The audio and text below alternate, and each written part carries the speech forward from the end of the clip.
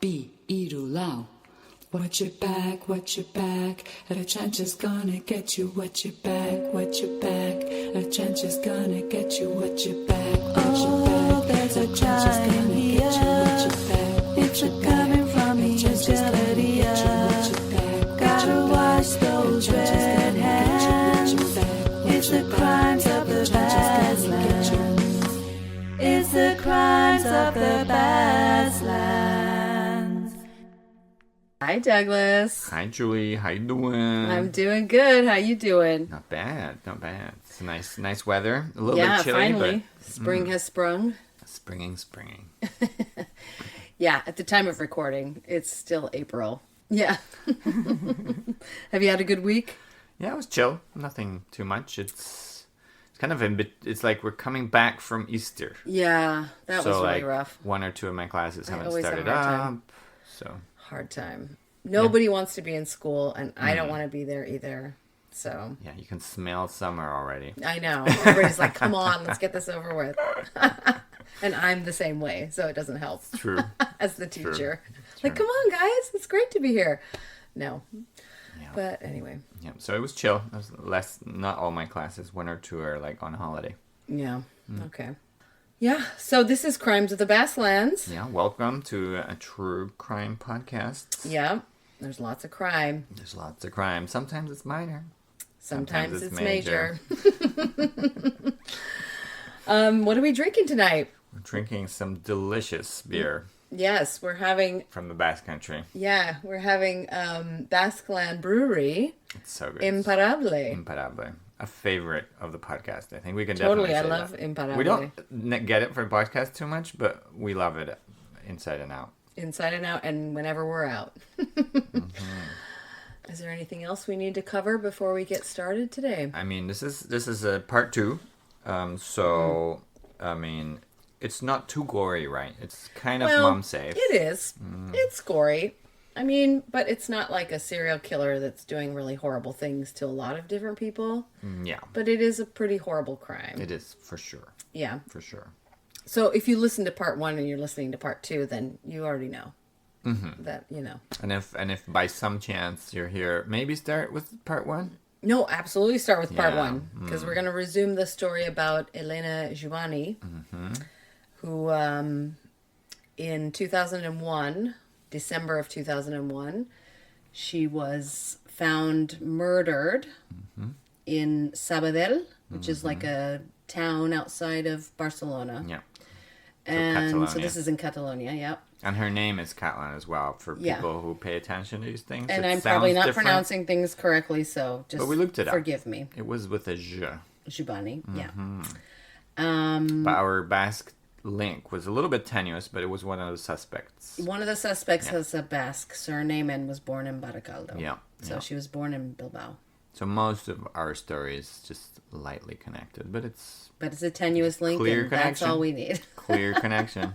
He was from Baracaldo, so Yep. no getting out of it. And then the only disclaimer I have for this this episode is that there's a suicide in the story, so there's a mention of suicide, so Okay. there you go. There's your disclaimer. We've been warned. And of course murder, Yes. So. Of course. because it was a murder In this case. that we're yes. talking about. It is. So I'll kind of give you like a little summary about what happened. She was found in an interior patio of some buildings of flats. She was some reports say she was nude, others say partially nude, Right. and that she had burns on her body, and that she had died from the impact of a fall from the 4th story Right. of a building. Right.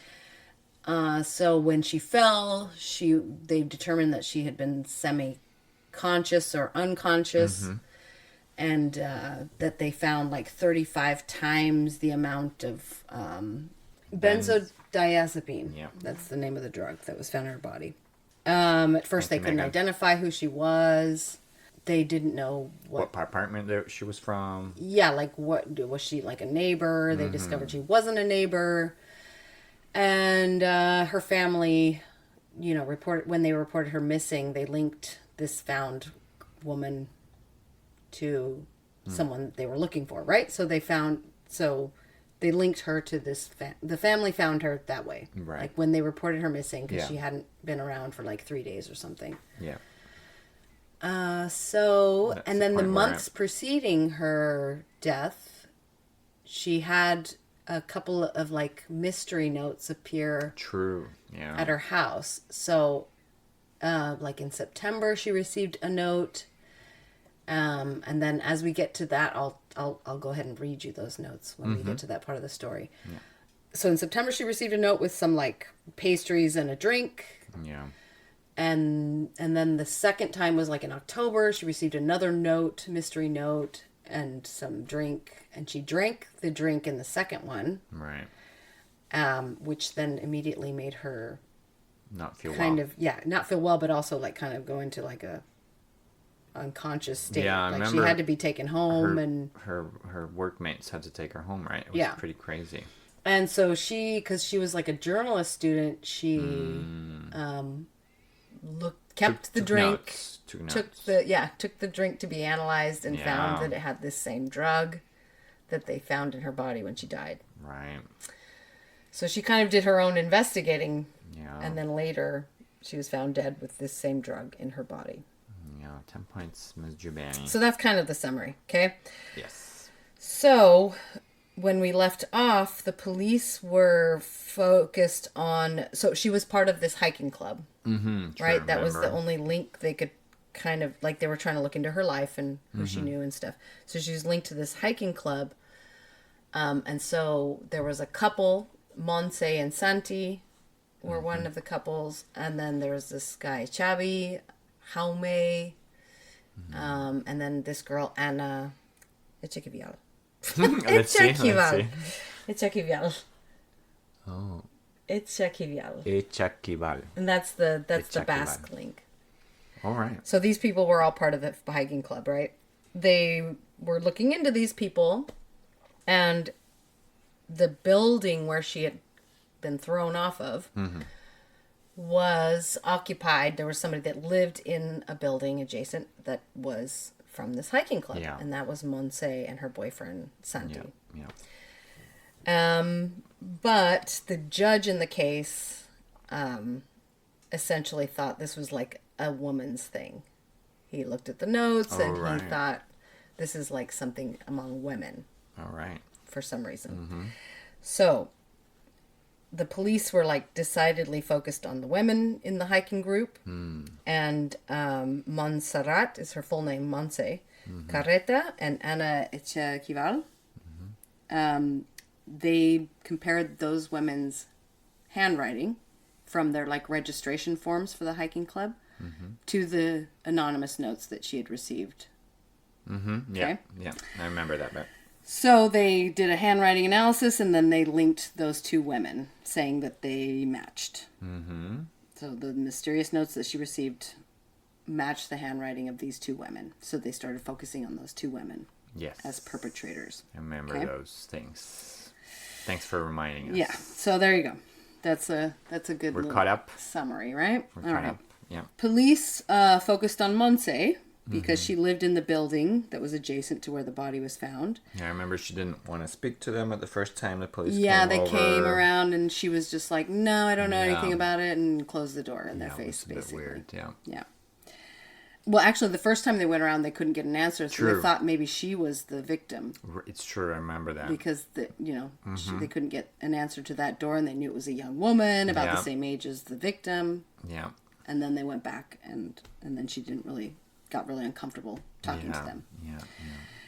So they, determined her handwriting matched both of the anonymous notes. So her handwriting was linked to both notes, whereas Anna's only linked it to the second one because there was two different handwriting samples on the second note. Okay.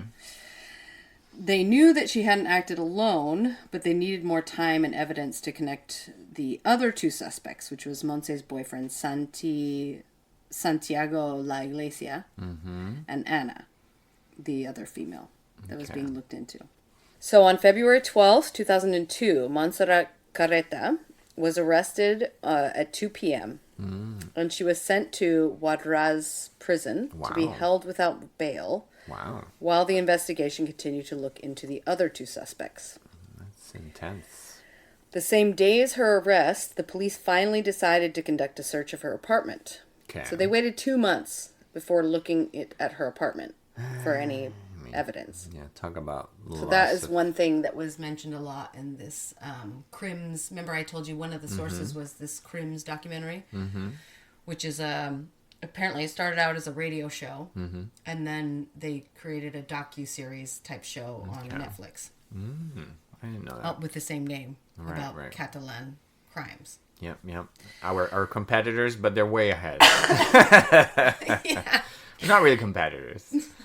Our competitors in what? True crime? Yeah, like somebody needs to have a crimes regional, of the Catalan Yeah. lands. Catalan lands. Yeah, crimes of the Catalan lands. That's Somebody, come on. I mean, that's basically them, right? Crimes. Well, yeah, they've already done it. They're on Netflix. Yeah. Yeah, they've beat us big time.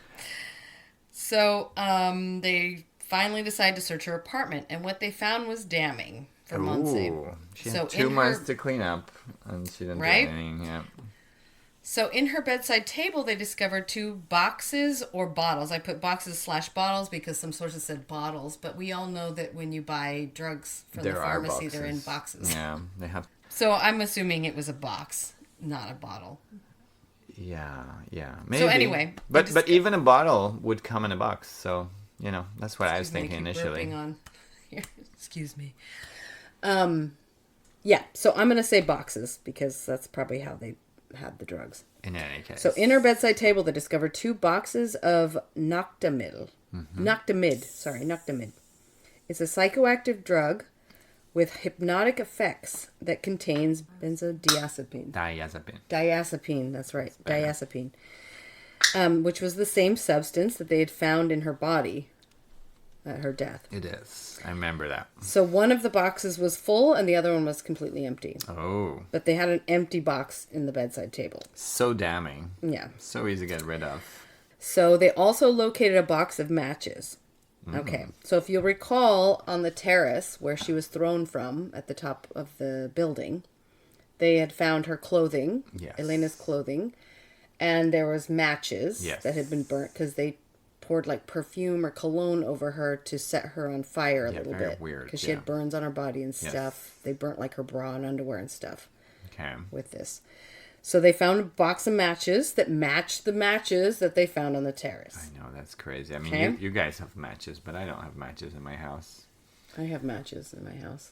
I mean, I have a lighter, but I don't have matches. But matches are good for the bathroom.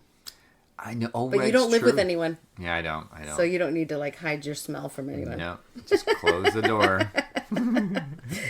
Yeah, we have matches in all the bathrooms. And I always forget to bring them on trips with me so I don't embarrass myself at people's houses. That's so cute. Yeah. Santi was present at the search of the apartment. What? Yeah, because it seemed as though he was living there. Like, living there, not living there. Okay. Like, that was kind of his defense, that he didn't live there. Right. I remember they were like, oh, we went to eat at my parents, and then... Yeah, so he said he had slept at his parents' house the night that she disappeared, and there was a big debate about whether or not he lived at that apartment with Monse. Right. So he was there when they came to search the apartment, though. Mm-hmm. And he had been there for a full 6 hours before they came to search it, because she got arrested at like 2 p.m., and then they came at like 8 p.m. to search. Wow. So he knew she's getting arrested. Yeah. He didn't throw out the boxes. Exactly. It's crazy, right? Like people are so... And he was a criminal lawyer. Remember? He was like a lawyer. It's true. I totally forgot about that. Specializing in criminology. This Santi. Okay? He must be a psychopath, you know? Like, these people kind of really think they know everything. Or we'll get into it. Okay, you have other theories? Well, a lot of people have a lot of theories, and I'm just going to relay them to you, because I guess I have my own, but I'm kind of like, yeah, that makes sense. You know, I agree with these theories that people put out. So it was proven that he had been there the whole time since her arrest, because he had made phone calls from the apartment From during a this landline. time. Yeah, from the landline That is at crazy. this time. Who uses a landline in 2024? I mean, No, it's 2021. It's 2001. one. Oh, that's a long time. Okay, Yeah. so this the, is my 2000 match is or 2002 because this was in February 2000. The death occurred in it was like December 2nd of 2001. So he made some phone calls from the flat during this time, and one of which was placed to Montse's sister Inma. Inmaculada. Inma, yeah. Is that what it comes from? Usually. Immaculada. That's true. Immaculate. Yeah, that's true. That's very true. Didn't even think about that. So Inma also had a very big presence on this Crims documentary. Oh, really? Because she's Montse's sister. Yes. Right. So she really defended her sister. And she's like her biggest advocate for her innocence. Good for her. Good in for this her. Whole thing. So she came up a lot. And she said in the documentary that when he called her to say that they were coming to search the apartment and that Montse had been arrested, that she immediately went over to the apartment. Oh. And everything had already been blocked off and nobody would let them near the apartment. Like the street had been blocked off. But the guy was inside it? But he was inside the house, yeah. Yeah, jeez. And when they tried to come up, this is the weird part, is like when they tried to come up, unless I understood it wrong, which is possible, she said she kept trying to get past the cops in a way. And so at one point she said that she was his mother because she was a much older sister. Okay. So at one point she had said she was like Santi's mother to let her come up. Okay. So she was also kind of present. So they got all these people inside the apartment while they're searching. Uh-huh. Mm-hmm. So Inma was present. Santi was present. So all these people inside the apartment while they're searching. So it's just like a messy crime scene type of thing, right? I'm losing more respect for the investigation. Catland police, I'm sorry to say. Yeah. So anyway, that's what she said in the documentary. So Montse, yes, arrested, right? So while in prison, Montse maintained her innocence through letters with her family and friends, and then during visits with her family and friends, she also was like, I did not do this. This has nothing to do with me. And it was Santi who hired her a lawyer, but he acted as like kind of a mediator between her and the lawyer. Because he was like a criminal. Such controlling, so he was like a lawyer specialized in criminology. Mm-hmm. So he got her a lawyer and then kind of acted as the mediator between her and the lawyer. That is, even though he's also kind of like implicated in this, right? Clearly. Which is weird, right? The fact that he could totally get him saying, look, there's this friend of mine, he's a lawyer, you can use him, right? Mm-hmm. But then, that's like, it. let me help you get a lawyer for you. Yeah. But that's it. As a boyfriend, yeah, right? Yeah. And then from there on, it's like, well, lawyer-client privacy and all, whatever you call it. Right. He shouldn't have anything to do with the two of them, right? Yeah, totally. Yeah. Very weird. So family and friends found it strange how much control he had over her case and claimed that he would limit their access to Montse by his constant presence. Her family complained that he had quite a hold on her. According to them, he monopolized her time and manipulated her to maintain the story between them. So this is what they said on this documentary, okay? Okay. So when they insisted to Santi that they wanted more alone time with her, he would infer that she didn't want anyone else to see her there. So he would like speak for her and say like, she just doesn't want anyone to see her like this. Yeah. Very early 2000s. And the rest of history. Which is not really that long ago. No, I'm just joking. I'm like, as if it's always happened, unfortunately. No. So when they did get to speak with her, she mostly spoke of being moved to a better prison with better views and not about how she was going to defend herself against a crime that she's being accused of. Better views, huh? Yeah, like, well, once I can get here, then they're going to move me to a better prison where I can have, like, at least I'll have some views of some... Sounds like that's what he's telling her, right? Right, like, like, that's what her family was saying, is, like, that she was just, like, not really talking about, like, resigned to the fact that, like, I'm going to be in prison, but at least I don't have to be in this prison, and I can move to this better one where I have views of the sea. I don't know. I mean, I like power for man, but I don't think I go that far. That's not powerful to me. No, but you know what I mean? Like, she's probably, that's her like this guy, I will die for him. I'll go to prison for Definitely. him. This is what I gathered from right. Yeah, it sounds like that. Yeah. It's so sad. And I'm going to go into it right now. Okay. So in this documentary, her family went into great detail about the relationship between the pair. Mm-hmm. Should we take a break before I go into this relationship? Let's do that. Okay, let's take a break.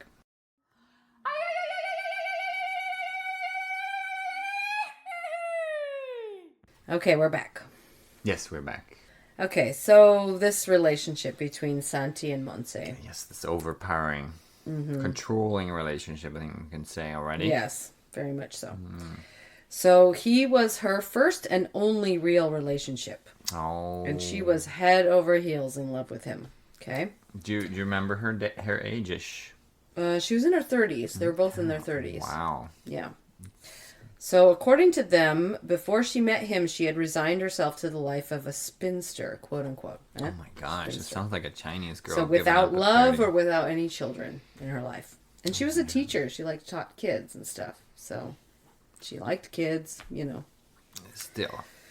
So she just assumed she'd never find love, essentially. Poor thing. Yeah. So she often referred to herself as an ugly duckling because she suffered from back issues that caused her to have a noticeable hump, and her back issues gave her pain, a lot of pain. She met Santi on one of the excursions with the UES, so this is the hiking club, and he became her everything when he expressed an interest in her, almost to the point of idolizing him. He was also going for a weak one, right? Police were putting the pressure on Montse, threatening her that if she didn't give up her collaborators, she alone would go down for the crime. She continued to protect him and would not implicate any others. Police knew that they didn't really have a motive for the crime, but they ran with their theory that it was a game that had gotten out of control. They knew she hadn't acted alone, but they didn't have enough to charge anyone else. So basically, she's charged essentially because she lived there. And they found those drugs in her house and the matches. And it was at her house. Well, and apparently now... Where she was thrown. And apparently now she's saying that it was a game that got out of control, right? She didn't say anything. Oh, right. She never. This is their theory. Oh, this is the police theory and the judge. Okay. Right? This is some game that just got out of control.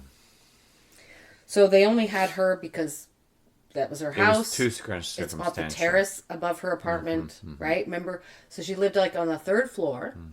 And then there was like a set of stairs that led up to the rooftop terrace. And that was where they had thrown Helena off. Yeah, and found the clothes. The clothes were up on the terrace, the matches, everything. So her back problems and her size. So she was smaller than Helena. She was weighing less than 50 kilos, which is like under 100 pounds for American listeners. Thank you.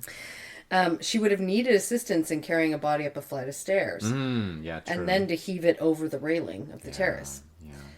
So while Montse sat in prison, the judge indicted Santiago La Iglesia and Ana Echeguival. So on March 23rd, Ana, who was 32 at the time, was arrested based solely on the evidence that she had been the author of the first half of the second anonymous note.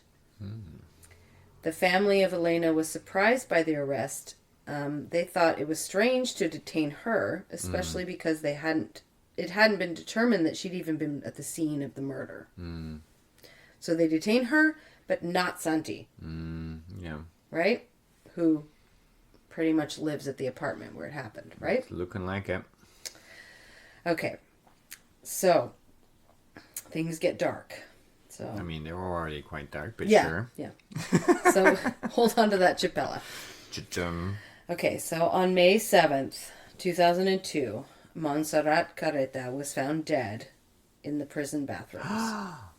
Oh my god. This was determined to be suicide. It's way darker. Yeah. She hung herself with like a nylon rope. Oh my gosh. She left a note to her loved ones proclaiming her innocence. Yeah.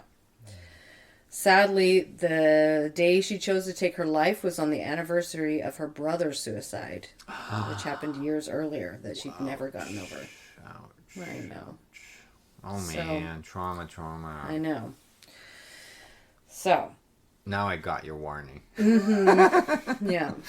It's like, who's committed suicide here? Okay. I mean, can you imagine? Yeah, and then you got this boyfriend that's like fucking screwing everything up for you. This guy just totally controlled her, right? Yeah. Yeah. So sad. You're in this like totally helpless situation, and then, yeah. Like that ladder. And this love of your life is not making it easier for you. I mean, if you will. he totally made this happen, apparently. Well, yeah. I mean, I guess he was probably like cloaking that he was helping her by getting her a lawyer and being the intermediary. He was just getting out of it himself. Yeah. Yeah. So, in June of 2002, so let's see, Monse took her life in May. Okay, next In month. June of 2002, Anna Gival was released with charges. So, that's what I read, with charges. So, I suppose that means that she can be detained at a later date if they have further evidence against her. So, she's within... the statute of limitations. Yeah, she probably can't leave the country, right. Stuff like that. Mm-hmm. I don't know if that's the case, but she's within the statute of limitations. I don't know what that means, but yeah. Well, I'll get into that in a minute. Okay. Not in a minute, maybe, but, later. In a bit. Okay, so in September of the same year, the Jubany family pressured investigators to look at the men in the hiking group for their potential involvement. They even held a press conference in October with their lawyer and posited that the homicide was committed during a role-playing game, end quote, that got out of hand, and one that Helena was not voluntarily playing a part in. Mm-hmm. Many were shocked that Santi had escaped an arrest. I mean, it's ridiculous. Even that woman, Anna, was... Why, Yeah, exactly. It's kind of, okay, she wrote something, but is that all? That's all, and that she had a fight with her at one of these excursions. Yeah, I mean, still. So people witnessed them having an argument on one of these excursions. The quote-unquote lover. The lover spat. The lover spat, yeah. It's even homophobic. It's like... It's so homophobic. She's not even gay. Yeah. She's not even gay. We don't even know. We don't know if Anna's gay or Anna might be, but... Helena is clearly not gay. Helena, yeah. She's clearly not gay. Yeah. Which is like... So... Anyway. Okay. So many... so if you remember from the first episode, it was because it was Elena's sister who said on the Crims documentary that... so that Anna was from the Basque Country and that her and Helena were planning a trip to the Basque Country together. I remember that, yes. I remember that. And they were planning it out, but Anna was getting very, pesada. A pain, becoming a pain. pain. Come on, let's do this, let's plan this, let's do this, And so, Helena kind of got fed up with her trying to push her to go to the Basque Country. The police were certainly convinced that of his involvement, but it seems the investigating judge just wasn't. So the police were onto him. They were like, good. This dude Good. is sketch, right? The police were definitely... Good to hear. And that came out in the Crims documentary and in the radio show that came out before the Netflix series. Okay. So there was this police investigator who was just totally all over Santi. Did you watch both of them? Both the Netflix? I did not listen to the radio show that was in Catalan. But what? I watched... No, I did not, because I would not understand a word. But I did watch the documentary on Netflix. So, although he'd been indicted along with Anna, there was no further progress to formally accuse him, and he was never detained, unlike the women in the case.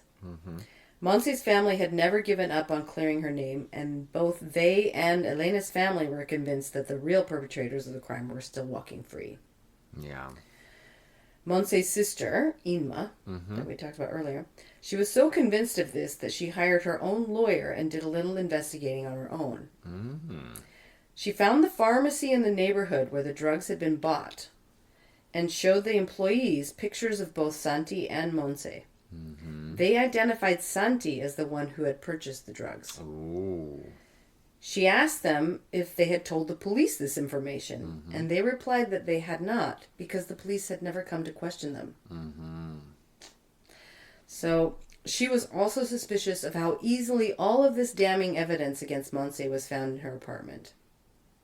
The drugs and the matches. Maybe it was a plant. Ooh. Ooh. She believed I never thought about that before. Ooh. She believed all the items could have been Santi's.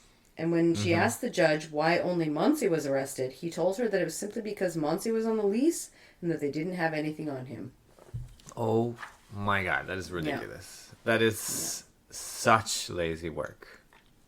Sorry to say. Yeah. Catland police lost another 30% of my respect. I'm just saying. Listen, Douglas. WTF. These are very complicated things. But... I mean, she's on the lease, thus everything in the apartment must be her. Like, come on. She's we've been establishing that he's living with her. Come on. Everything in the apartment must be... I'm going to go ahead. This is where I'm going to lay the blame. I think the police in this case, because I watched the documentary, and the police were real. There was one dude that was like the lead investigator, and he was totally... He knew it. Santi. Okay. But it was the judge. It was the investigating judge.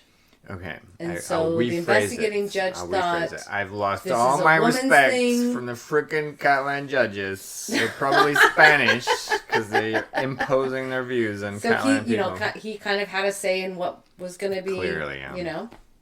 See, where they were going to go with the case. I really liked that the judges were involved in the investigation. I do too. Up until now. Yeah. Though. Because it is one person. Yeah. Yeah. And it's like, okay, let him everybody can get tunnel vision, and police as well, but... Yeah, but, if your police is saying this, you're a judge. Maybe the police know more about evidence? No, I guess the judge should know enough about evidence. They do. But if the response is she's on a lease, that is the most lazy answer I ever heard. No, but you see, things that have to be proven. That's the thing. Sure, you have to prove something. Yeah, but you can't... That's the thing. There's no burden. They're thinking legally about the burden of proof in court. Yeah, but the judge, right? But the burden of proof doesn't say it's thinking, her. I want to find the guy, right? But it doesn't say it's her over him just because she's got her name on the lease. You know what I mean? That's what I'm saying. No, I agree. I agree that I think the judge had tunnel vision and thought it was a lady thing. Yeah. I mean... Which is weird.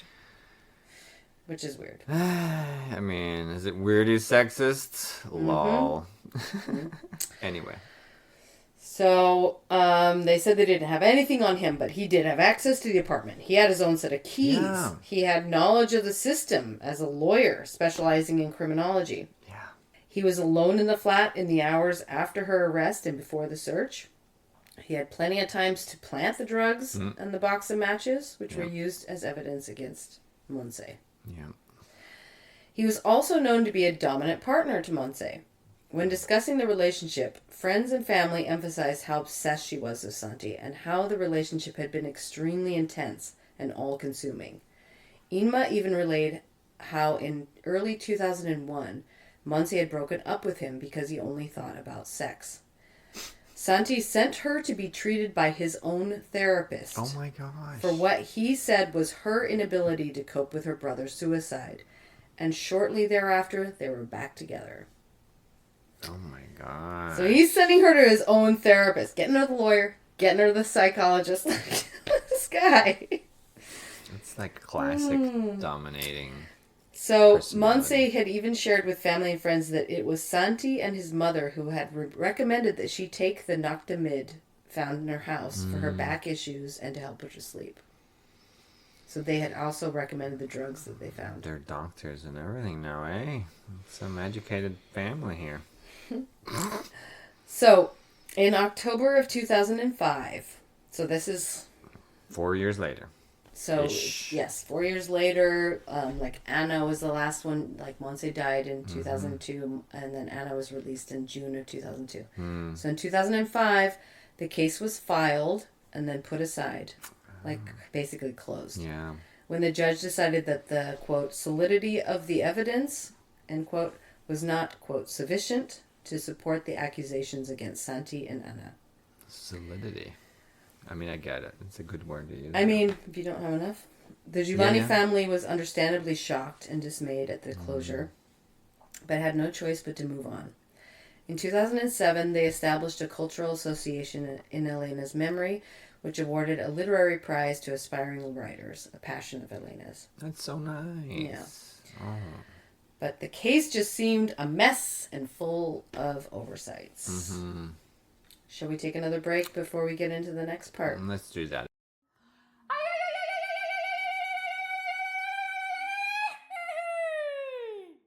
Okay, we're back. We're back. So they closed the case. And then it stayed that way until 2017. Wow. So that was in 2005. It's coming closer to now. Yep. So these two journalism students, Anna Prats and Iago Garcia, Primo. That's Julie's surname. Yes. They compiled all the information in the case, hoping to clarify the facts and review the police work for their final project. So this was just for their school project, right? I like that. As journalists. So they questioned why the search of Monse's home was done 2 months after the murder. Mm-hmm. And they questioned how, in the process of the search, the noctamid and matchbox were so readily discovered.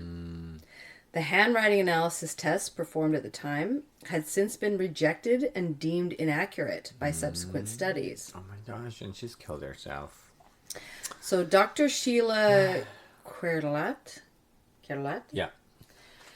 a specialist in forensic linguistics, along with a Professor Christoph Credens, supervised the work of student Rosser Jimenez, who wanted to compare the anonymous notes to known writing samples by Monse.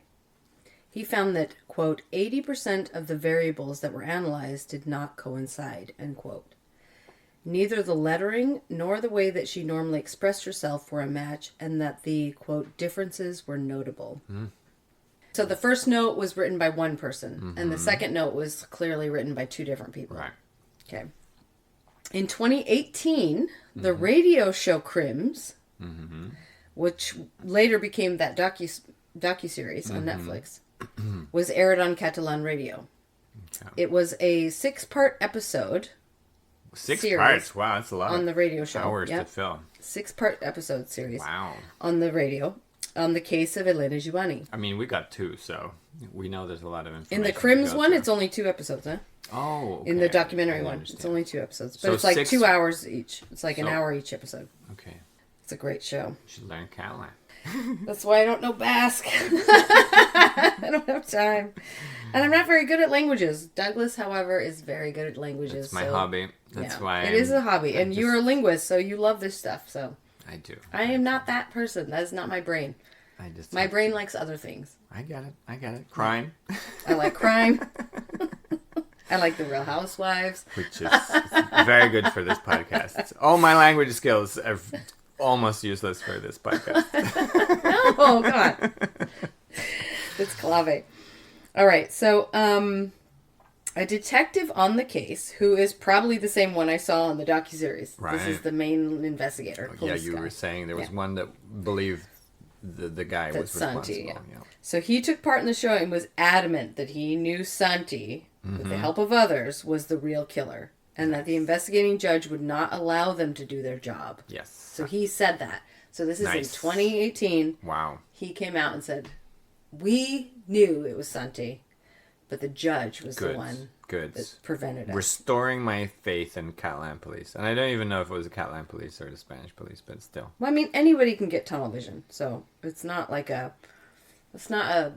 in those kind of jobs. Yes. I mean, if you're investigating crimes. Tunnel vision, not television. You said television. Did I say television? I think so. I might have. I've had a few years. It was on television, so it was on television. Yeah, so tunnel vision. So anybody can get that and have like an innate bias, you know. Yeah, like it's hard. It's yeah. So during quarantine in 2020, the docuseries came out. Oh, everybody's on home, Netflix. nothing to do. Nothing to do. Okay, let's solve some crime. And this sparked a new interest in the case all over again when that came out. There were a number of revelations by people who hadn't come forward before in this series. Oh, of course. For example, Ana Echeguivel, or Basca, she had requested that the leader of the UES hiking group be investigated. Oh. So she was like, look at this guy. Okay. A neighbor of Santi and Monse also appeared and shared that around noon on the day before the crime, he saw Monse wearing dark glasses and walking as if extremely inebriated, being held up by 2 young men. Ooh. One of which was Santi, and because he knew him as his neighbor, and the other, in one place I saw that it was Xavi. So Xavi's going to come up now. Okay. So, some places didn't name him as the other person holding her up. So, we got Monse being kind of basically carried by two men. Okay. And she looks fucked up. Yep. In the neighborhood. Right. The day before the crime. Okay. Okay? And then Shabby's going to come up here soon. Okay? Is Right. Shabby the leader of the climbing club? But he's in the club. Okay, he's in the He's club. in the club. Okay. I mean, I recognize the name, but I forgot who he was. No, he was originally who I thought I could link to the Basque Country when I was reading about this story. Oh, he was But the then suspect. everybody I initially. talked to was like, no, that's a Catalan name. I was like, Alright. damn it. What was his name? What was- Shabby. Oh, just Shabby, yeah. Shabby. Because I assumed it was a Basque thing. some Basque people use that Because there's a name, lot too. of Shabbies in the Basque Country. But here's more Chab. XA. No, it's XA. In Catalan, it's XAVI. But in Basque, Yes. it's BI. Oh, XABI. sure. They spell it Chevy. There were so many questions that the public and the families of the victims wanted answers. Was Good. Monse also drugged and therefore unconscious during the execution of the crime Good point. and unable to provide the police with information? Yeah.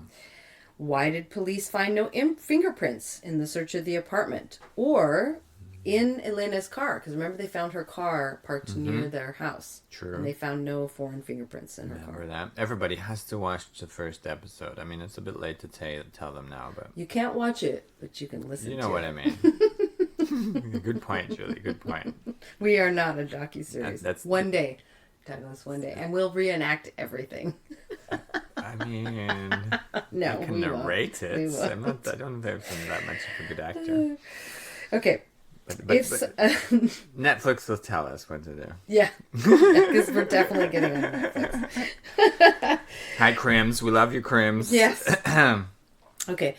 If Santi was involved, why wouldn't he get rid of the evidence before the police showed up for this search? Oh, is he just totally incriminating the girl? Oh, man. Unless he wanted to pin it on Monse. Yeah, totally makes sense.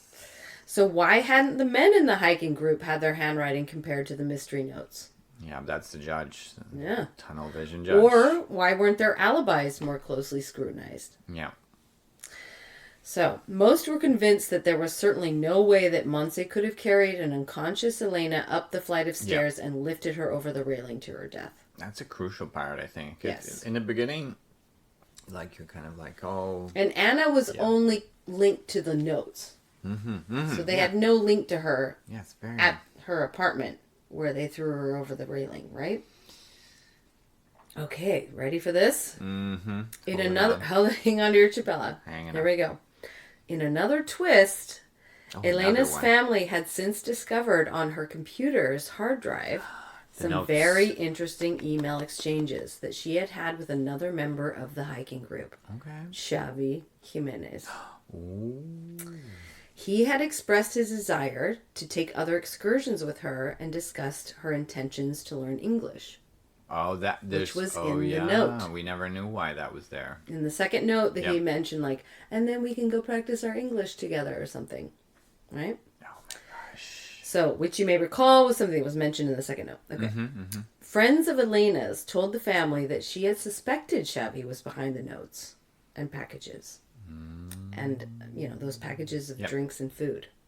So she told people in emails, in her they found all this in her hard drive. Like, she had written people saying, like, Xavi sent these drinks and packages to my house. I know it's him. Okay? Oh, right. So She- she got it. Okay, good. She to know. also wrote that she had actively, so it was clear because she'd spoken to friends and family that she actively avoided him at the hiking club because he pursued her romantically and she was not at all interested. Oh, my gosh. The layers. In the computer, they also found that in some of the chat groups she participated in, there was an individual who remained anonymous but was continuously harassing her. Oh, my gosh. The Jubany family's lawyer, who represented them after her death, had since died, and they couldn't afford to hire a new one, so they put out a public plea for funding and received it within 24 hours. Nice. Yeah.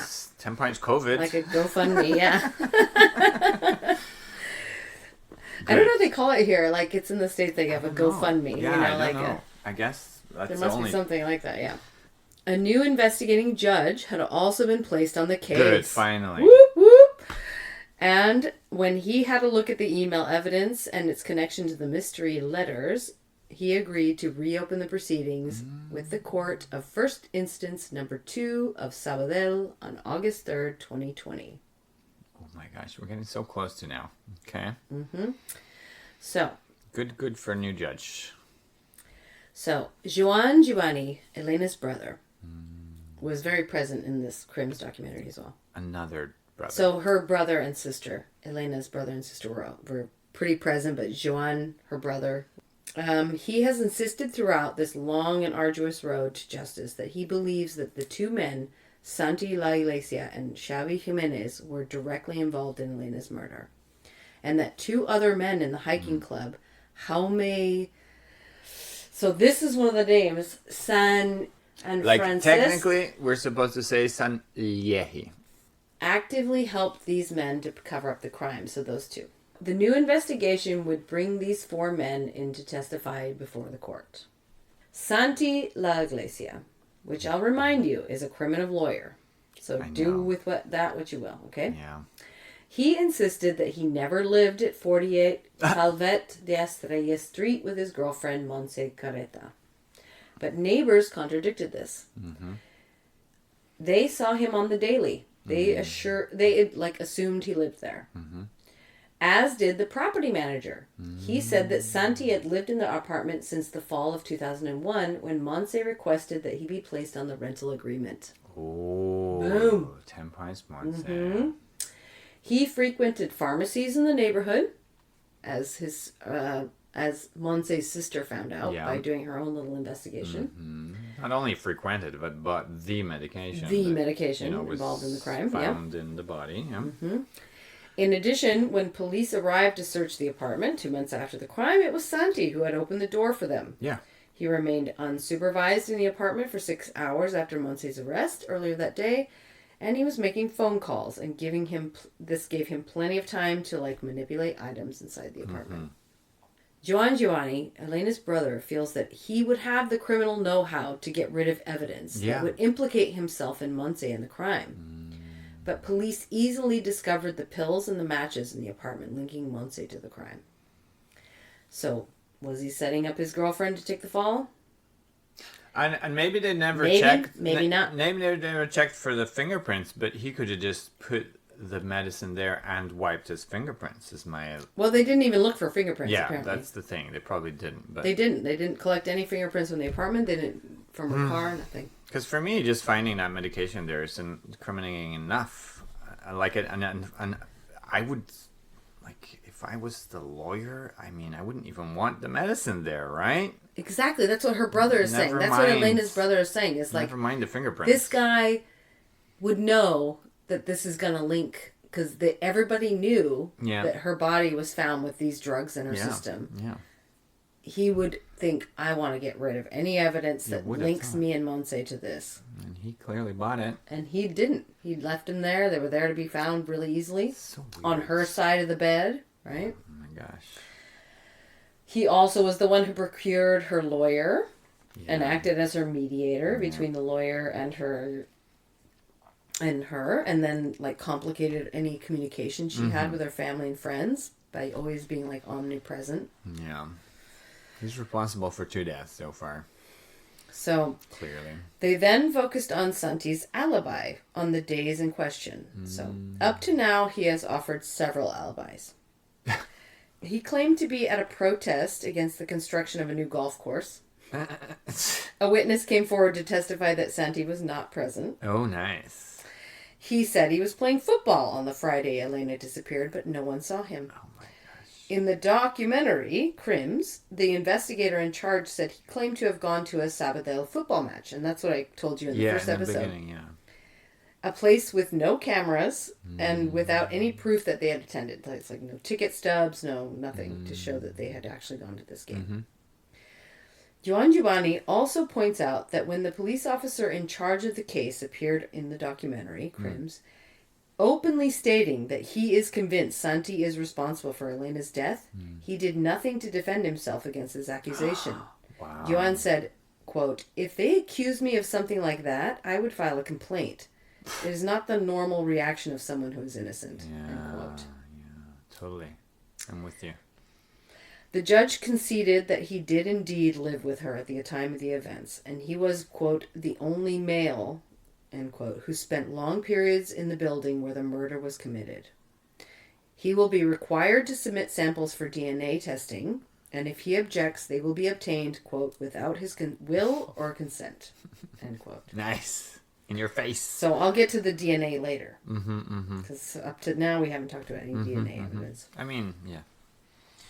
Okay, so on December 1st, 2021, the new judge finally decided to have a look into Xavi's movements and alibi. Good. Yeah, I'd say the first judge was apparently one of the big problems. He could have been in the pocket of this Oversight lawyer or something, guy, I don't know. You know? Or oversight, I don't know. Maybe he had a lot of cases on his table, I don't know.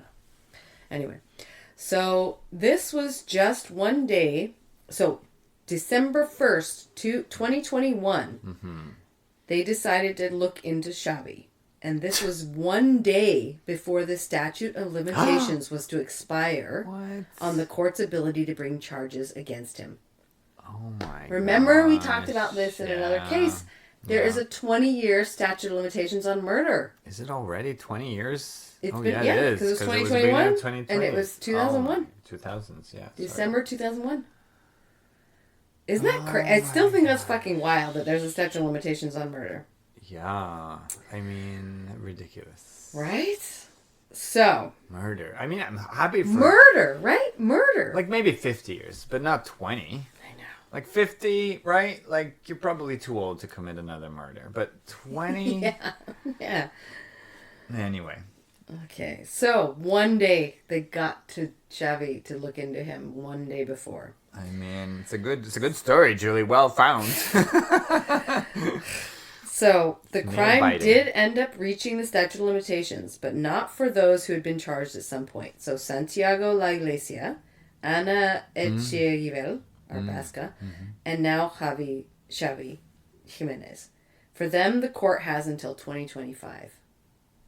So, because they started looking into him, they were able to extend it to 2025. Oh, okay. So we have till 2025. So just opening it is enough to stretch to that start out. looking at him as a suspect. Oh, good to hear. I thought they had to But find... now they only have until 2025. We're now in 2024. Sure, okay.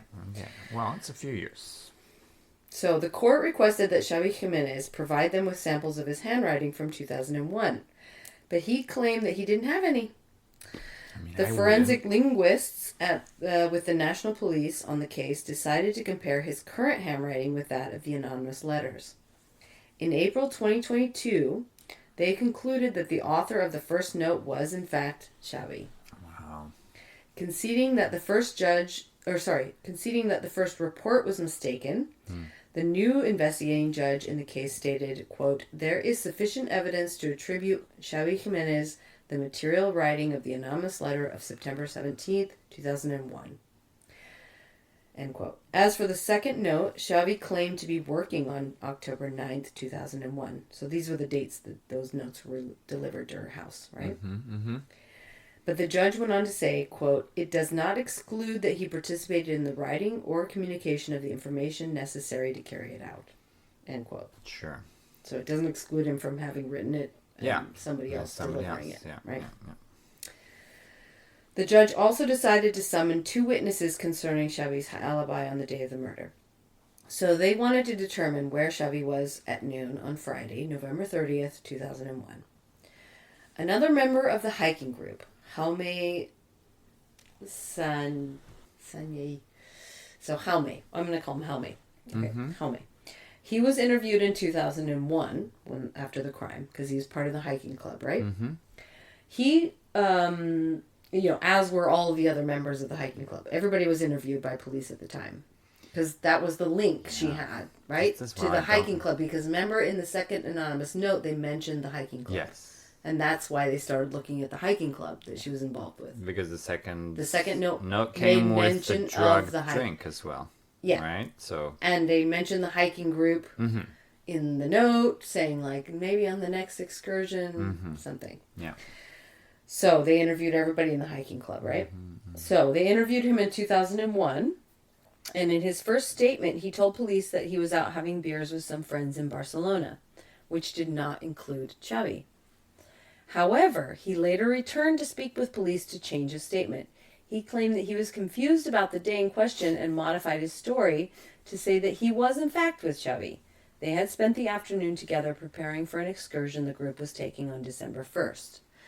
And if you'll recall from episode 1, there was an excursion on December 1st, the day after Helena went missing. Yeah, but they didn't go. And Montse went, Santi went, I thought they didn't. Xavi and Jaume also went on this excursion. Okay. I remember the excursion, but I thought somebody hadn't gone. But then her body was thrown from the building that night, before. December 1st, on Saturday night. So before So that was discovered Sunday morning. Right. So Friday she disappears. Saturday they go on the excursion.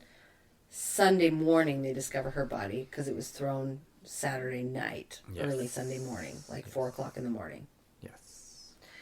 So they believed that she was like unconscious in Montse's apartment during that time while they were on the excursion. Oh, really? Right, like they all went on this excursion but kept her like drugged up. Oh my And, gosh. like, no, I didn't realize that. That's Yeah. horrible. Oh my gosh, I'm sorry. I'm trying to keep up, but it's confusing. well, it's been a few weeks since we did the first episode, so I can understand why you don't. And I've been living with this case You researched for a while because I've been You writing sorted it. it out. You sorted out all those things. So I'm just reminding you, okay? Thank you. So they did take this excursion, the group. On that day, Helena wasn't there because she disappeared the Friday before. Okay. So, so he comes forward to say, no, he first said that he was with friends in Barcelona drinking beers, then came back to say, no, actually I was with Xavi and we were planning this excursion that we're taking on Saturday, December 1st. The day after she went missing, right? So, 20 years later, when the case was being reinvestigated, a friend of Jaume's came forward to confirm that Jaume's first version of events was actually true. Oh. He had been with Jaume in Barcelona having drinks, and the outing did not include Xavi. Totally dismantling Xavi's alibi. Yeah. Oh, okay, good. The formal investigation has always been convinced that the person or persons involved in Helena's murder were the same ones who wrote her the anonymous notes and that were delivered to her house with the drinks laced with heavy doses of stupefying drugs. The same drugs they found in her system at death. Xavi maintains that he had nothing to do with the notes and has since changed his alibi to say that he was at home with his father. So now he has a different story. Sure.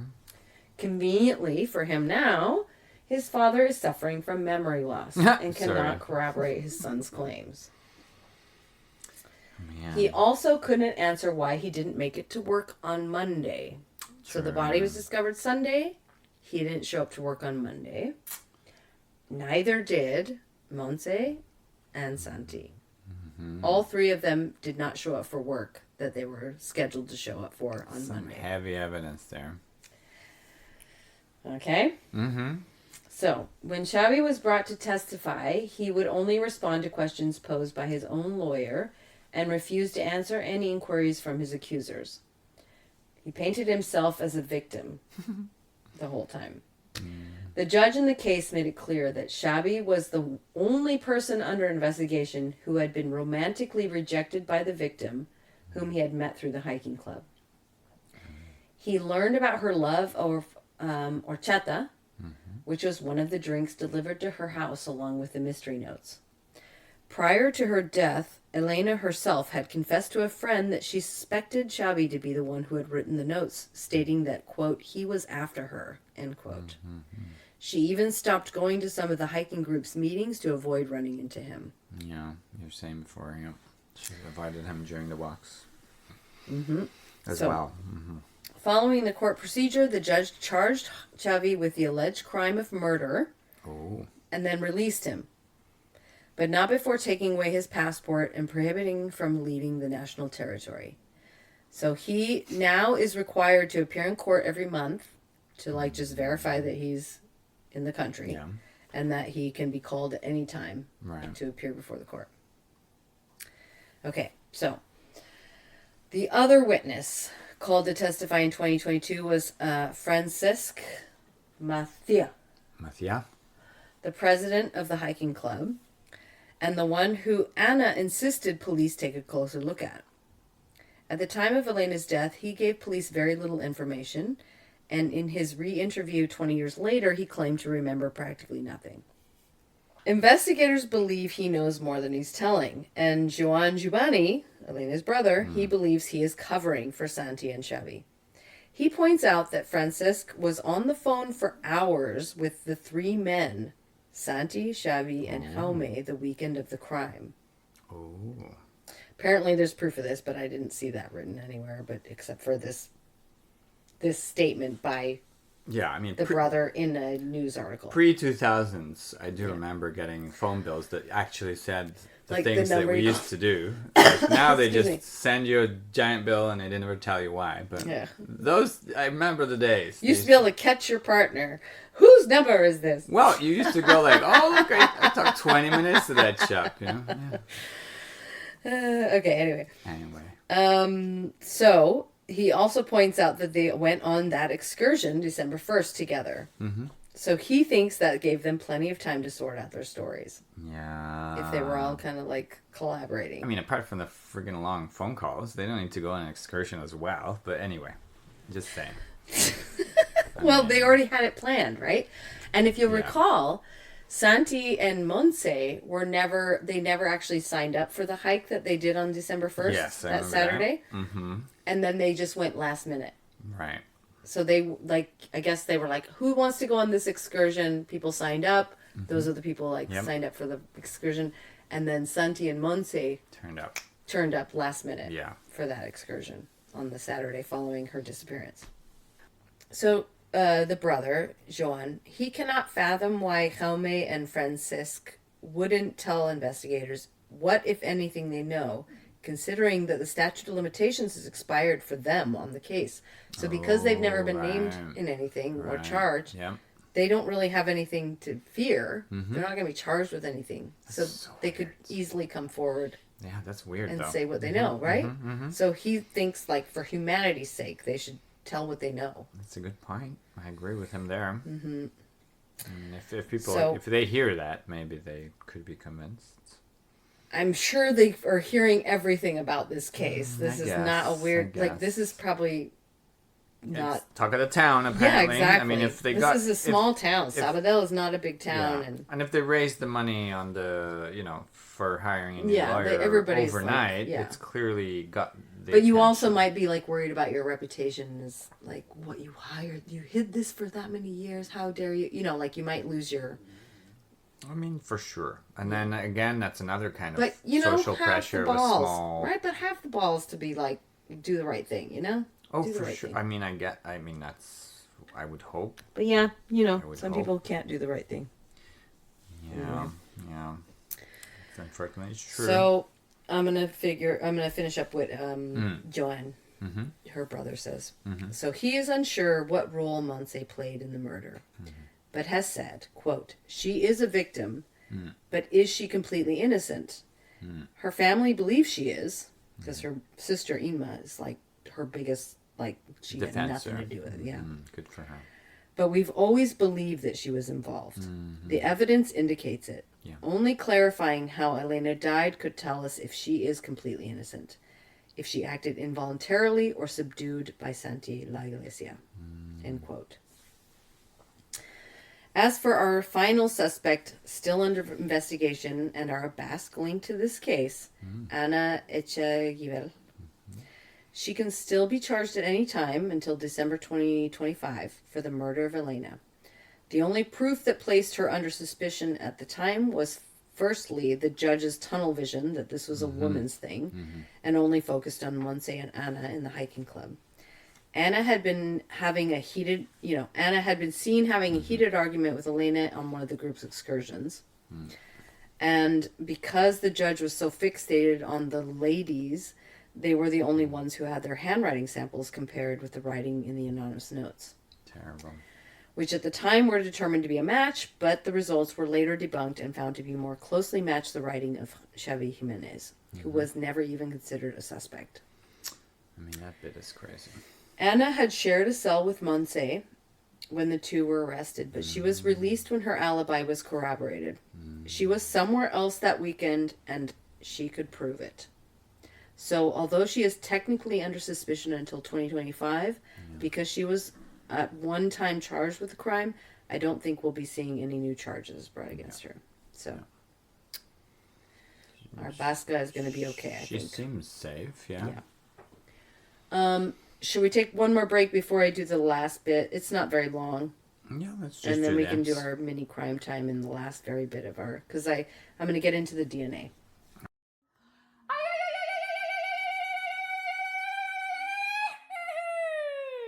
All right, we're back. We're back. Somewhere. No, I screamed and it said something. Hi, everybody. We're back. Hello. We're back. Okay. All right. Let's get to the end of this story.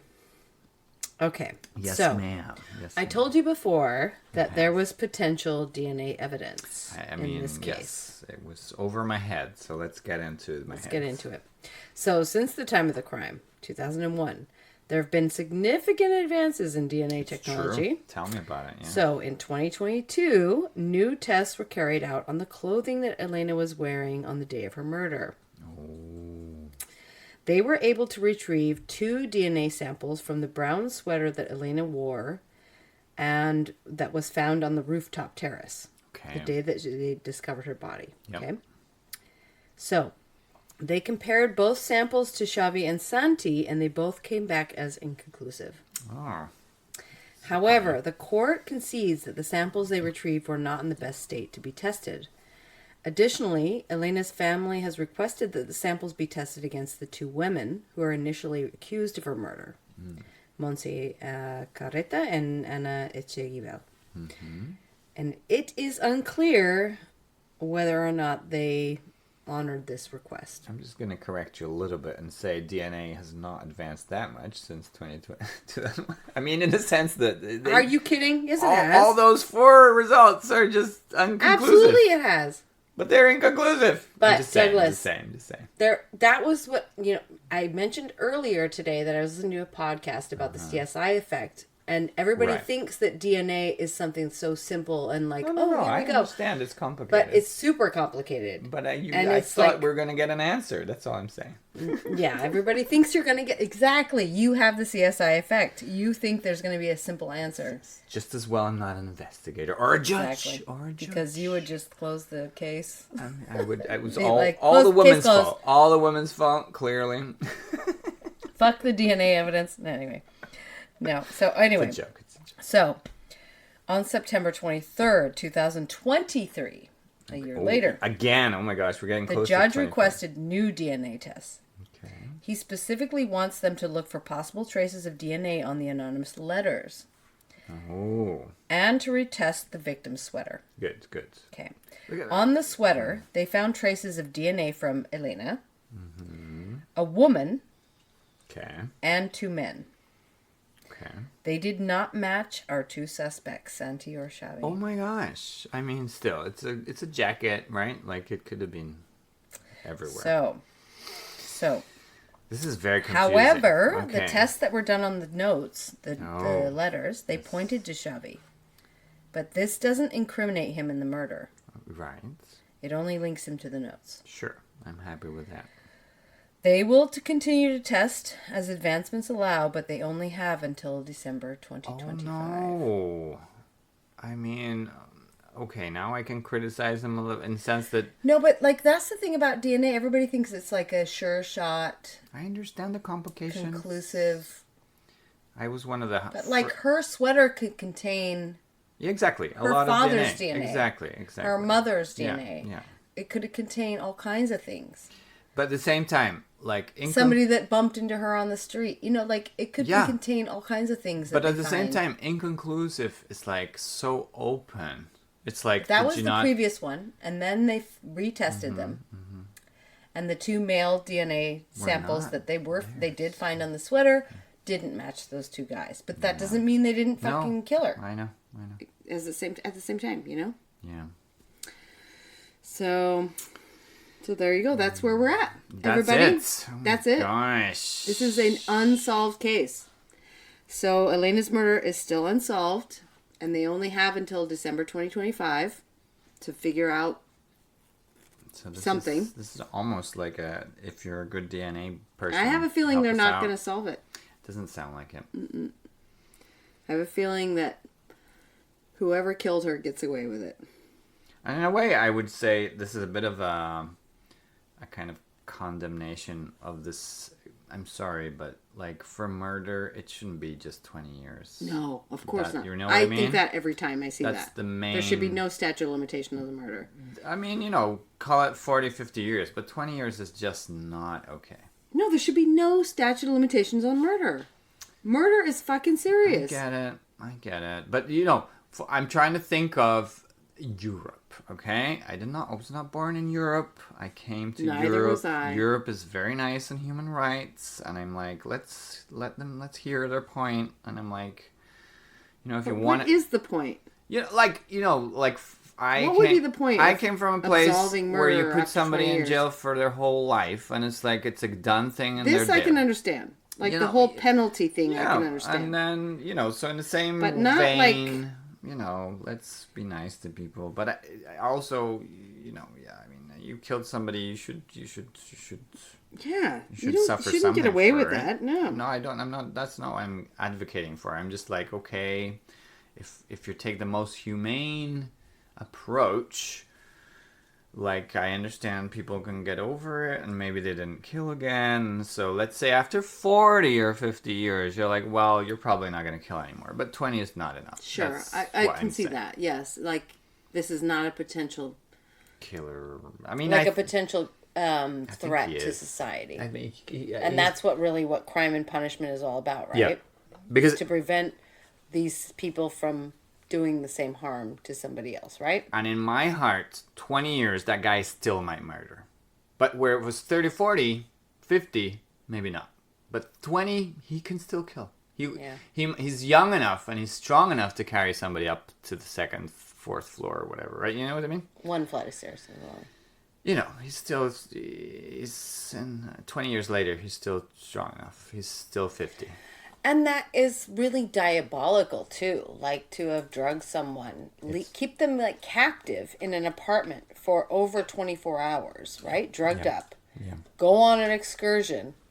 Yeah. And then come back and then decide to throw her over the ledge to get rid of her because you've already done something. And remember, they found that white liquid substance in her vagina and they couldn't identify it. And that, to me, is like the weirdest part. Is like that they've never identified what they found in her vagina. Yeah. Like, they couldn't prove any sexual assault or anything, but they did find some weird white liquid substance in her vagina. And, like, so has not testing evolved? Yeah. I mean, I understand like, that was the thing I was hearing today in this podcast I listened to, was about that CSI effect. It was like, you have to know what you're testing for, right? Like, so when they talk about like toxicology reports, you have to test for certain things. You have to go, we're looking for cocaine. Is there cocaine? Yeah. Right? Yeah. So you can't just go, I understand. anything, like, just test for anything and everything. There's no like test to do that. Like to just go, anything that comes up, you know? Yet. That we know of. Yeah. So they still don't know what that liquid was that they found in her vagina. So that could have been something to cover up some sort of sexual assault, right? Yeah. So I'm going to end this with my little like tribute to Helena, okay? But, just we can also just want to just throw it out there that if you know anything that might help, you know, contact the authorities, and it would be super cool. So even I wrote this at the end. Mm-hmm. The real hero in this case is our girl, Helena. Mm-hmm. Her initial journalistic instincts prompted her to look into her own drugging after drinking the contaminated juice left on her doorstep. Her body linked those tests done on the juice to the drugs she ingested before being thrown to her death. Yeah. She saved the notes that accompanied the drinks, which gave police some evidence linking the notes to her murder. Yeah. She spoke with friends by email, sharing her suspicions about Xavi. She totally assisted them in solving her crime. Hopefully for her, her family and friends, someday this soon will all be resolved. Yes, and it's very nice that there's this literature prize linked to her as well, right? It's appropriate that through her writing, she kind of did as much as she could to help find the people responsible. Like she handed the police Yeah, as much as she could. all the evidence That to they fucking even had, solve yeah. her crime, essentially. Like, girl was on it, poor Good thing. for her. Good And she for was her. like 27. She was 27. Yeah, that's was a baby. too young. In my defense, and in defense of the investigators, there's too many people involved. It's not so easy to figure out No, what it was never is. happening, right? It was quite complicated. In any case, we have a mini crime time. Yeah, should we do mini crime time? Mini crime time. So we would like to not get sued by any Batman. I mean, you're TV show. assuming our rendition was so We're close. assuming that our podcast is going to even get to the ears of anyone that would care. I mean, don't put us down tone that much. Oh, but- come on, let's put us down. I mean, you're right that like a room full of people are listening to us, like 50 people-ish. 12. No, it's 50 after My a mom. month or two. Like all Your mom. every podcast. No, my mother never listened to any of them, so you don't need to count her. No, I'm kidding. Okay. Anyway. Our mini crime time. Okay. So Just I thought which- we would talk about something that was like joyful Exactly. for Bilbao. Yes. That And very happened recent recently. in our IRL. IRL. Where we live. So we're speaking in April, right? And this is probably not going to come out till like May, right? So recently, Maybe later. Athletic, our football team Yes. of Bilbao, Athletic Bilbao. Athletic Known Bilbao. as It's Athletic. the name, Athletic, as they pronounce it here, but it's athletic, spelled athletic because it was founded by British and Yeah. Basque people. Yes. So what we're saying and not saying is just don't say Atletico. No, Athletic. Is the athletic, but they say athletic. thing. Atleti, yeah, or Or Atleti, Athletic, yeah. But not atletico, right? But they won the Copa Real. No, the Copa del Rey. Sorry. Del Rey. The I King's mean, Cup. I was close. The King's Cup. I mean, Real is But royal. they've been to the in the time that I have lived here. They have got to the to final. the final, yes. Of the King's Cup. I think at least 6 times according Six. to our straight man in the room. 6 times. 10 I points. remember I would have 3 said times. 2. I would have said 2. I remember 3 times. And always sense. it's like Barcelona. So what I can recall is like the first time it happened, I had just moved here and I couldn't believe like the hoopla that they were putting on for it. Like there was big screens around town, everybody was having parties and shit, and they were waiting for the Gabara, right? The boat to go down the river with the team on the boat. Yep. So just for people to bit of context, so the Okay. Copa del Rey, so the Cup of the King. It's not. It's only Spanish thing, right? Yes. Spanish league thing. So it's within the Spanish states and all the occupied countries within its borders. And so any team within the state is allowed to play, and somebody's gonna get the cup. Yeah. And From the so- king. From the king. And that The is king's why always there. that's why the national TV never lets you hear what people are screaming, because they're all very, I don't know what that political. means. Like a lot of the screams. Anti-king? Or Well, what? when it's Barcelona against Athletic, I can guarantee you that it's a lot of anti-king rhetoric. Oh, sure. In the stadium. Because Barcelona. Oh, that really links to our show tonight, Catalan. A bit. Anyway. Catalonia. Anyway, so I have seen it a few times. And then another part that our listeners might not know is the Gabata, which you were mentioning. Oh, yeah, the boat. Is a kind of like a flat boat that, I don't know, Barge. used to be a barge, thank you. Used to be used many years ago. And there's a tradition The last here. time it went. 40 years ago.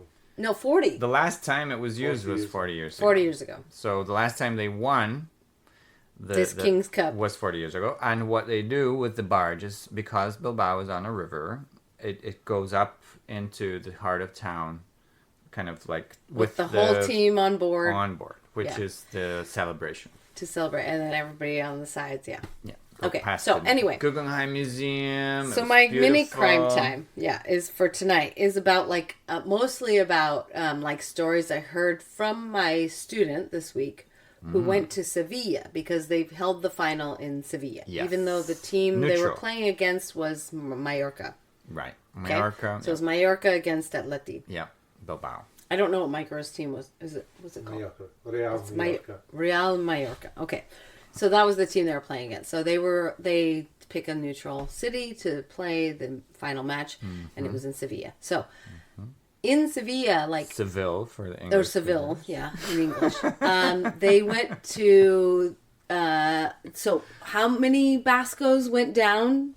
Like apparently, according to you, at least 100,000. So some say 100,000, others say 70,000. But that's a lot of fucking Bascos. 10 of thousands. And remember, Basque Country is like 2 million. Yeah, we're not that big. It's not that big of a place. No. So that's a lot of people. It's a big party. Yeah. So they went down.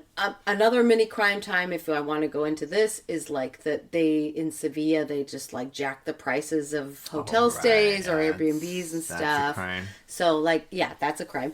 So like what was it? A friend of Ali's said that he looked at prices for a Airbnb one weekend and it was like 40 euros a night, then became like 500 euros a night. Wow. Because of the Sevilla, like the match, right? Gouging. Yeah, Gouging prices. Yeah. Okay, so that's one mini crime time. So anyway, so all these Bascos go down. And I just want to talk about like things that happened Sure. while they were there. They're not necessarily crimes. I mean, That price gouging is that's one crime. Some countries That consider is actually a crime. crime. So I'll leave that at that. But so my student told me that she went with her sister. Oh. And they went to the fan zone, so they couldn't go to the stadium. All the tickets were sold out. In the stadium, they said there was like 40,000 Bascos supporters, Sounds which cool. is a lot of fucking people. It is. That's a lot of people.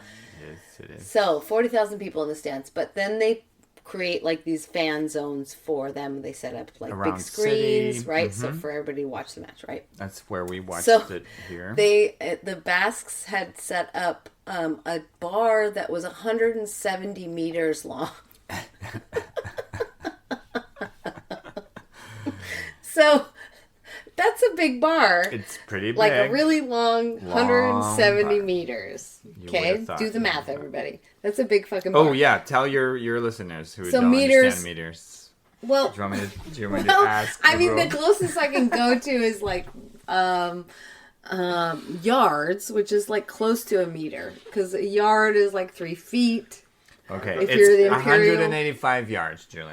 Okay, 185 yards. There we go. Just googled it. So that's pretty fucking big bar. Whatever that is. So in in local television in Sevilla, they were being interviewed. They were interviewing like locals that were saying like, "That's an exact. What the hell? Why that much? Why do they bar? have such a big bar? Do they really Like, need it? Yeah. What an exaggeration. They'll never use it.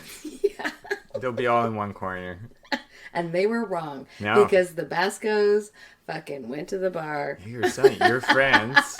Yeah, she said when she goes, it wasn't an exaggeration because I was always 3 people deep. 3 people did it in a So bar. like she always had to Yeah. be, like she had to wait a long time to get a drink, and she was 3 people deep every time. One Like, person at the bar, somebody between her and Yeah, and the then she bar. was still behind them, like going, "Hey, I want a drink too." Oh my gosh! Yeah, So that's clearly it not was enough not of an a bar. exaggeration. They should have made it longer Way longer. to serve everybody. At least double. But it works so well with So that's one thing. the typical Bilbao joke There was literally a Basque invasion of Sevilla. of you need a world map of the Basque Country, right? Oh yes, It's you've like said everything this is many big. times. No, but it is it's a part of the No, lore. yeah, of course, It's the of lore. course. It's the lore. We are huge. And it makes sense with that lore, right? Exactly. It's We like- have to have a big fucking bar Yeah, they because we're always going to be think drinking. we're so, and it wasn't even big enough. It wasn't big enough to serve everybody. It's a great one. It's a great one. So that's one thing. And then the other thing was that she said when it was the following day and they were to get like a Marianito the next day, Right. which is like a little martini like the vermouth drink. Vermouth, yes. Just a dash of gin, not Sometimes not that's mainly prepared. gin. That's prepared, right? Like if you order it prepared. But you I'm get just gin. saying, like a lot of people. But it's like vermouth drink. Yeah. In Yeah. the U.S., they might think a martini is mostly. Yeah, the they think it's liquor. just gin, straight up No, gin, yeah. and make like a But splash of that's- vermouth to that's make it not dry. what we're drinking here. A It's dry mostly martini or whatever. Anyway, so here it's like that actual drink martini that comes in a bottle. Yep. Okay, so they went to have these drinks, and then down the Holding my river, chapela because for actually Christ. Sevilla is similar to Bilbao, and they have a Okay. river that goes up it, right? There was a trinero, isn't that what they're called? The Trainera. rowing Trainera. trinera, Trainera, I trainera. think.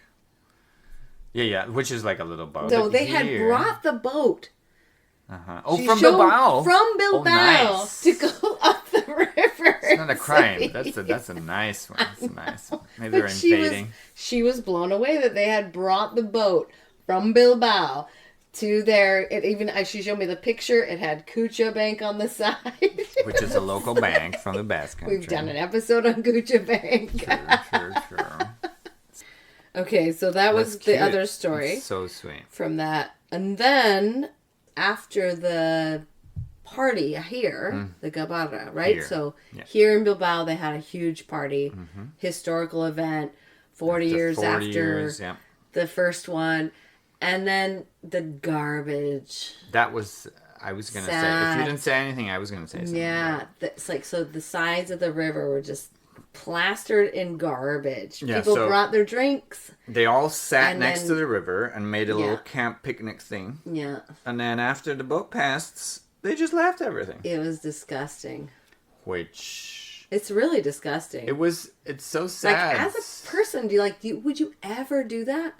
No. Would you ever bring Go in for a garbage picnic, and right? then just drop it? Would you ever go for a picnic Yeah, and just leave leave everything. all your fucking trash Everything there? there, yeah. I never would. Like, that is like weird to me. Yeah. That you would just leave your garbage there. Like, I get it for a couple of 18-year-olds, sort of, you know? Not even when I was 18. But the whole river was just It was so disgusting. And this is families. Trash. This is families and trash all types of everywhere. people. So it was not like all 18-year-olds, right? Like, So I didn't see who left the rubbish. We arrived, to be fair, when it was just, there were just bunches of people and rubbish everywhere, right? There was Yeah. nobody, like, still there. I didn't ever see any, I don't even know if they were 18-year-olds, but I just imagine yeah. 18-year-olds could do that. I'm just hoping for excuses, to be honest.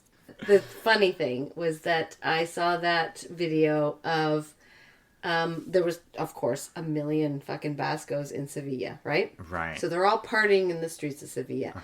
And then this woman came out onto her balcony Okay. and someone was recording. A woman comes out on the balcony and they all start singing to her the Marihaya song. Oh, From Fiesta. that's cute. Marihaya is And the it was kind of patron amazing. saint character. We've talked about this in our We have. Bilbao I'm just saying- Fiestas episode. Maybe some people haven't listened to all of the episodes. No, listen to it. The floods that It's a good one. that sunk the fiestas. Yeah, it was we exactly. talk about Marihaya and her song. I had heard So they about started singing her song to that. And her. she has no idea what the fuck And the this woman is that came about. out on the balcony had no idea what she's was not from happening. Bilbao, But yeah. they were all singing to her the Marihaya song. That's so cute. So that's pretty funny. That is very cute. And then there was a wedding. Oh yeah, the wedding. Tell the story about the wedding. It was just like a local couple who was getting, I think, married in the cathedral. So it's kind of downtown in the middle of the whole thing. And they never knew that the final was going to be. Yeah, they same just day. organized their wedding for Yeah. this day. Yeah. And then when they came out, they was like, Los novios son del atleti, or something like that, right? Translate. The couple are Atleti Are Atleti supporters. fans, yeah. Yeah. And, I think it was a bit colder in the beginning, but then they had a whole, like a carriage. I Right, think. like in Seville, they Yeah, have which is the typical. horse-drawn carriage, yeah. It's typical down there. And so Yeah. they had to go through the plaza. And then Everybody's like, oh, And they- Atleti or something. they were no? totally into the party by then. They were like, "Yay, Atleti!" And somebody gave them the flag of the team, and it was just. And then they appeared on TV later, saying it was crazy. It was so nice. It was very sweet. And they're probably Atleti fans now. I mean, and Or they have a special place in their heart. yeah, Because on their wedding day, I they hope were cheered on by Atleti fans. yeah, I think they won't oppose. I would. If that happened on my wedding day, I'd fucking be I would. Atleti. I would too. But yeah, lots of layers here. Yeah, Lots yeah. of layers. No, it was a lovely time and Yeah. a little bit of Historical mess. event in Bilbao. But it was very fun. It was Yeah. beautiful. Yeah. It was beautiful. Yep. Anyway, so thank you for listening. Thank you. If this is long, we're very sorry, and we're not sorry. No, we're not. But Good chat. we'll see you next time. And We follow us on Instagram. Write to us at crimesofthebasklands@gmail.com if you We're have there. a mini crime time you'd like to share. Yeah, send us it. And That's us for now. that's it. Yeah. Thank you so much. We love you. And We bid take care. you Agur. Crimes of the Basque Lands is written and produced by Douglas D. Carvalho. Julie Garcia. I'm Megan Dooley. The sound and editing for each episode by Douglas D. Carvalho. I'm Megan Dooley. Theme song written by Douglas D. Carvalho. Julie Garcia. I'm Megan Dooley. Sung by the choir with no name and produced by Tom Squires. Podcast art by Distinct Signal. Follow us on Instagram and Facebook at Crimes of the Basque Lands and contact us at crimesofthebaskelands@gmail.com with story ideas worldwide which have a connection to the Basque Country or any rave reviews. If you like our podcast, please subscribe, like, rate, and review wherever you get your podcasts. Until next time, Agur!